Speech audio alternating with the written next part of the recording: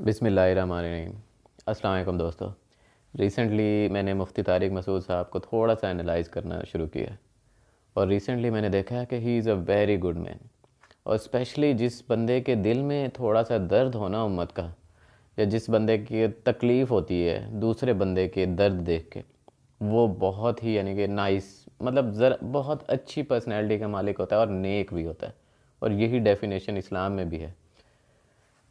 तो मैंने ये देखा है कि उन्हें एक चीज़ से तकलीफ़ हुई कि यार दूसरी शादी क्यों नहीं है माशरे में। और बहुत एक अच्छी बात है कि मेरे नबी सल्लल्लाहु अलैहि वसल्लम की जो इजाज़त है या अल्लाह ताला की इजाज़त है ना चार शादियों की, तो वो क्यों कंप्रोमाइज़ हो रही है। और ये हमारी बहनें बेटियां इतनी रुल गई यार, इतनी रुल गई कि थोड़ी सी उनकी उम्र ज़्यादा हो जाती है तो उनकी शादियाँ ही नहीं हो पाती। थोड़ी सी अगर वो गरीब हो जाती हैं तो उनकी शादी ही नहीं हो पाती। तो ये कितना बड़ा जुल्म है। तो इस बात पे तो मैं मुफ्ती तारिक मसूद साहब को बहुत अप्रिशिएट करता हूँ। इवन एक उनका मैंने बयान सुना कि एक लड़की उनके पास आई जिसकी शादी नहीं हो रही थी, तो वो उनकी आंखों में ज़रा नमी सी थी। बहुत ये बड़े लेवल का काम होता है कि किसी की बेटी को देख के आपकी आंखों में नमी आ जाए और आपको ऐसा लगे कि यार मेरी बेटी है। तो ये बहुत बहुत कम लोगों के पास होता है ये एहसास, हर किसी के पास नहीं होता। ज़्यादातर तो लोग देखते हैं और उनकी आंखों में हवस आ जाती है कि चलो मैं कर लूँ। तो ये मैंने मुफ्ती तारिक मसूद साहब की जो एक बड़ी उनकी अच्छाई है ये देखी है। बुराई थोड़ी सी ये है कि वो हर चीज़ पे बड़ा ऐसे स्लिप हो जाते हैं। स्पॉन्टेनियस हैं ऑब्वियसली, बड़ी अच्छी बात है, बट बहाज़ औक़ात वो ऐसे स्लिप भी हो जाते हैं। फॉर एग्ज़ाम्पल इमरान खान को उन्होंने पहले कहा कि ये सजदा करता है, ये है वो है सब कुछ, और जैसे ही मिल के आए तो उन्होंने कहा बड़ा ख़ानदानी बंदा है, दूसरी शादी की है, ये वो।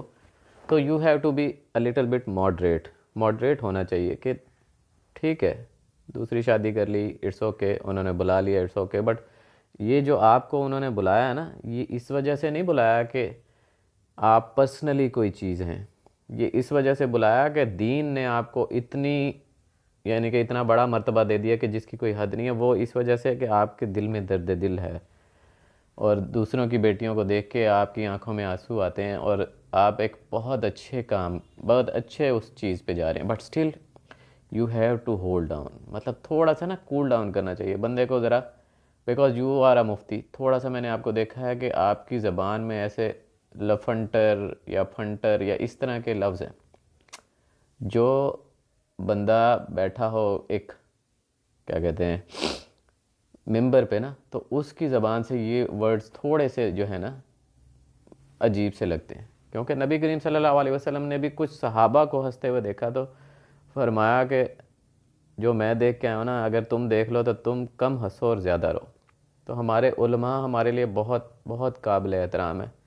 और ये मुफ्तियान तो हाँ ऑब्वियसली तनकीद करेंगे जहाँ पे बुरा लगेगा डेफिनेटली। और कुरान और हदीस के दरमियान अगर कहीं पे भी तनकीद आती है तो इट्स ओके, कोई मसला नहीं है। कुरान और हदीस की रूह से तो किसी पे भी तनकीद की जा सकती है ना, किसी से भी पूछा जा सकता है कि आपने ये कैसे कह दिया, रेफरेंस किसी से भी मांगा जाता है। क्योंकि ये दीन मेरे अल्लाह का है, इताअत सिर्फ अल्लाह और उसके रसूल की करनी है, बाकी किसी से भी आप कुछ भी पूछ सकते हैं। इवन लोग हज़रत उमर फ़ारूक रज़ी अल्लाह ताला अन्हु से भी खड़े होकर पूछ लेते थे कि भाई आप तो इतने लंबे कद काट के हैं, तो ये माले गनीमत में एक एक चादर आई थी, आपको दो चादरों में जोड़ा कैसे बन गया आपका। और इसमें कोई बुरी बात नहीं है। जिसमें कैलिबर होता है ना, वो तनकीद को बड़ा पॉजिटिवली लेता है। वो कहता है कि यार हाँ तनकीद हुई है तो देन मुझे थोड़ा सा अपने आप को इम्प्रूव करना चाहिए। और इवन एक बुढ़िया ने जब हज़रत उमर फ़ारूक रज़ी अल्लाह ताला अन्हो जो है हक महर की जो एक अमाउंट थी वो मुख्तस करने लगे, तो बुढ़िया ने खड़े होकर कहा कि आप कौन होते हैं, जो अल्लाह ताला ने नहीं मुख्तस की तो आप कौन होते हैं मुख्तस करने वाले। तो हज़रत उमर फ़ारूक रज़ी अल्लाह ताला अन्हु का कैलिबर चेक करें कि उन्होंने कहा कि आज एक बुढ़िया ने उमर को इस्लाम सिखा दिया। और ये बड़ी कैलिबर की, किसी की तनकीद को लेना बड़ा कैलिबर की बात है। हाँ यार कहीं ना कहीं तो मेरे से गलती हो रही है ना, और ये बहुत लेवल की बात है। तो मुफ्ती तारिक मसूद साहब की बहुत अच्छी अच्छी बातें हैं। रिसेंटली उन्होंने साहिल अदीम के बारे में भी एक जो है बयान दिया, और मुझे एक बड़ी अच्छी बात लगी कि उन्होंने बिल्कुल एक जो है मुफ्ती हो के नहीं, एक इंसान हो के भी बड़ा अच्छा बयान दिया कि ऑब्वियसली इंसान को गुस्सा आता है, हर चीज़ आती है। और एक बच्चा जो है वो कैसे डिसाइड कर सकता है कि इसका दिल कर रहा है नमाज़ पढ़ने का या नहीं। बेसिकली क्वेश्चन ये था कि वो एक हेडिंग थी कि क्या साहिल अदीम को अपनी क्लास जो है वो नमाज से ज़्यादा अजीज़ है। तो वो उन्होंने शायद देखी और उस पर अच्छा बयान दिया कि हाँ, इमोशन वाला बंदा तो होता है और इमोशंस वाला बंदा ही होना चाहिए। हाँ, डेफिनेटली इमोशंस को कंट्रोल करने वाला भी बेसिकली इस्लाम में है कि इमोशंस को कंट्रोल भी करो, ठीक है। अगर मोहब्बत आ रही है किसी पे तो उसे बताओ, और लेकिन ये है कि उसमें बिल्कुल बहक नहीं जाओ। अल्लाह ताला की मोहब्बत से ज़्यादा कोई चीज़ नहीं होनी दुनिया में, कोई चीज़ नहीं होनी चाहिए। तो ये बहुत सारे जो है ना मुफ्ती तारिक मसूद साहब के बहुत सारे उनके प्लस पॉइंट्स हैं, बहुत सारे प्लस पॉइंट्स हैं। इतने मैं अगर मतलब अगर वो करूँ ना तो he is a very nice guy, बहुत बहुत अच्छा आदमी। स्पेशली ये बात मैंने देखी ना कि दूसरे की बेटी को देख के उसकी शादी नहीं हो रही तो मुफ्ती तारिक मसूद की आंखों में आंसू आ गए, तो ये किसी किसी को ही अता होती।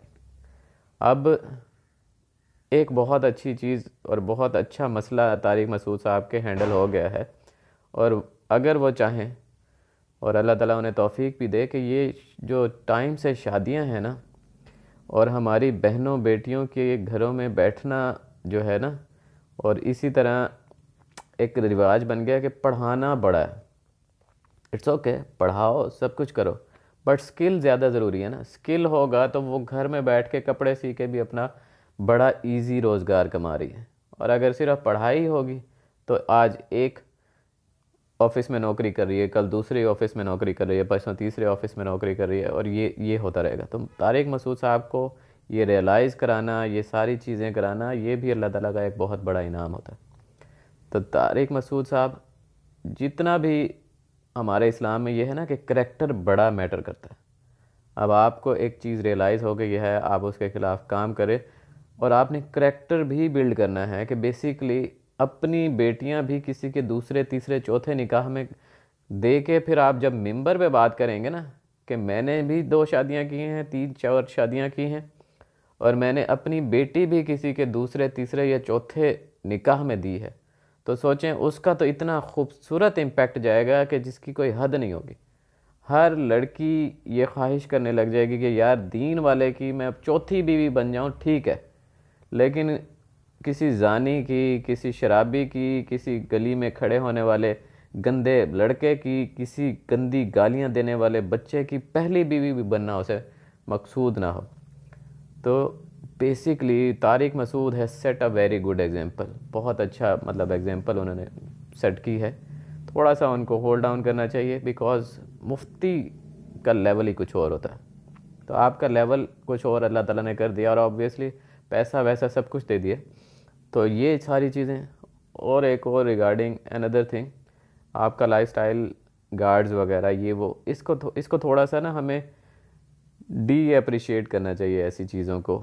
ये गार्ड्स रखना, ऐसा लाइफस्टाइल ले लेना, ऐसी चीज़ें ले लेना, ऑब्वियसली अल्लाह ताला ने कहा है कि जो मैं नेमतें दूँ उनको एंजॉय करो ये वो, लेकिन ये ज़रूर है कि सहाबा कराम रज़ियल्लाहु ताला रिज़वानुल्लाह अलैहिम अजमईन जब बैठे होते थे तो सूरह तकासुर की आखिरी आयत नाजिल हुई और कहा गया कि इन नेमतों के बारे में तुमसे सवाल किया जाएगा। तो सहाबा कराम रिज़वानुल्लाह अलैहिम अजमईन ने पूछा कि हमारे घर हर वक्त हमारी जो है घोड़े के ऊपर तो हमारी सवारियां होती हैं, तलवारें हमारे गलों में लटकी हुई होती हैं, जंगे कर रहे होते हैं, हमसे भी सवाल किया जाएगा। तो नबी करीम सल्लल्लाहु अलैहि वसल्लम ने फरमाया, हाँ जी, आपसे भी सवाल किया जाएगा। तो इन सारी नेमतों का हमसे सवाल होगा, और ये नेमतें अल्लाह ने अपनी अमानत के तौर पे दी हैं। बट आखिर में यही कहूँगा कि मुफ्ती तारिक मसूद मतलब बड़ा नाइस आदमी है, बहुत ही नाइस आदमी है। थोड़ा सा आपको अपना स्टाइल चेंज करना चाहिए। You should be more and more scholarly.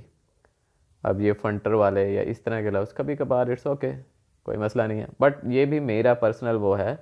आप मेरे से ज़्यादा इल्म वाले हैं, आप मेरे से ज़्यादा बेहतर जानते हैं, और आप मेरे से ज़्यादा बेहतर कोलैबोरेशन भी करते हैं। तो हो सकता है आपका ये स्टाइल आपकी उस वजह से, और इसमें मैं बदगुमानी कहीं पे भी आपके बारे में नहीं कर सकता। मैं किसी के बारे में, मेरी औकात ही नहीं है कि मैं बदगुमानी करूं, बिकॉज़ कुरान पाक में मना किया गया है ना कि बहुत ज़्यादा गुमान करने से इज्तनाब करो, क्योंकि अक्सर गुमान जो है वो तो गुनाह है। तो मैं आपके बारे में बहुत अच्छा गुमान रखता हूँ। और एक सिस्टम बना जाए कोई, यानी कि इस्लामिक मैरिज सेंटर, कोई कुछ सेंटर या कुछ भी। बिकॉज़ आपका ये जो एक मैंने और बयान देखा ना, ये भी बड़ी अच्छी चीज़ है कि उसमें आप कह रहे थे कि शादी जो है ना, अल्लाह ताला ने कहा है कि इंसान को गनी कर देती। तो आप अपनी बेटियों की भी लाजमी ऐसे दीन वाले लोगों से कीजिएगा जो मुफलिस हों, और लोगों को फिर उनकी प्रैक्टिकल एग्जांपल कोट भी कीजिएगा कि बेसिकली मैंने अपनी बेटी की शादी की थी और इस तरह से उनके हालात थे, और अब आज अल्लाह ताला ने उनको इतना गनी कर दिया। तो ये बहुत अच्छी बात है, क्योंकि हमारा काम ही यही है कि अल्लाह ताला का नाम ऊंचा करते करते हम मर जाएं। That's it. ये हमारा कोई नाम वगैरह ये वो, इसकी तो मुसलमान को ख्वाहिश होनी ही नहीं चाहिए, और ना ही ये ख्वाहिश बनती है।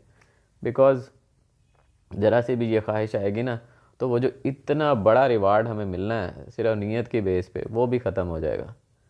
तो तारिक मसूद साहब की ये बहुत अच्छी किस्म की बातें हैं, और उनको एक सिस्टम जो है वो डेवलप कर सकते हैं। बिकॉज़ अगर ये शादी का या बलूगत को पहुंचते ही प्रॉपर निकाह का इसी तरह ये सिस्टम डेवलप हो जाए, तो 12 साल में 13 साल में लड़का लड़की की शादी हो रही है, और उसके बाद वो 8 10 20 यानी कि समझें कि 8 10 साल भी अपने बच्चों की जो है परवरिश करते हैं, ये वो सब कुछ। तो सोचें कि 20 22 साल में तो वो एक नई नस्ल तैयार करके इजीली हो के अपना जहाद के लिए तैयार हो सकते हैं इजीली। 40 साल की उम्र में कोई जहाद नहीं करता। तो तारिक मसूद साहब का ये जो 2 3 पॉइंट्स हैं ना, 3 4 पॉइंट्स हैं, ये बहुत ही अच्छे हैं कि 4 शादियों को रिवाज दिया जाए, बालिग होते ही शादी की जाए, स्किल्स सिखाओ बच्चों को, सब कुछ कराओ, और उनको उनके जो है एक अच्छी तालीम दो, अच्छा दीन दो, और इसी तरह अच्छी दीन वाली लड़कियां हों, अच्छे दीन वाले लड़के हों, देन गेट देम मैरिड, उनको निकाह कराएं, और उसके बाद उनको उनके उस पर छोड़ें ताकि वो जहाद के लिए हर चीज़ के लिए तैयार करें। अदरवाइज़ इतना लेट मैरिजेज़ हो जाती हैं 40 साल की उम्र में, तो बंदा जो है अपनी बेटी के लिए या अपने बच्चों के लिए उसको कंधे पे उठा के सवारी भी नहीं करा सकता, उनके लिए ना घोड़ा बन सकता है, ना उनके साथ बच्चों की तरह खेल सकता है, ना कुछ और मेरे नबी सल्लल्लाहु अलैहि वसल्लम की तो ये सुन्नत है कि वो अपने नवासों को भी जो है कंधों पे उठा के ला रहे हैं उस वक्त, जिस वक्त के ये रिवाज भी नहीं था। कुरैश में अपने बच्चों को उठाना बड़ा मायूब समझते थे। तो बहरहाल thank you very much Tariq Masood sahab. और एक ये सजेशन ये है कि एक सिस्टम ज़रूर डेवलप कर जाए। सिस्टम डेवलप करने से सदका जारिया हो जाता है। जो इतनी बहनें बेटियां हमारी माएँ मुतलका औरतें बैठी होती हैं, और जिनको जो बेचारी इसी वजह से जिनकी सारी ज़िंदगियां ही डिप्रेशन में स्ट्रेस में गुजर जाती हैं कि यार क्या हो, सादा सी शादी हो, मस्जिद में निकाह हो, बलूगत होते ही निकाह हो जाए, कोई फंक्शन नहीं है, कोई सेरेमनी नहीं है, कोई किसी को पता भी ना हो कि किसकी बेटी किसके साथ किस वक्त निकाह हो गया।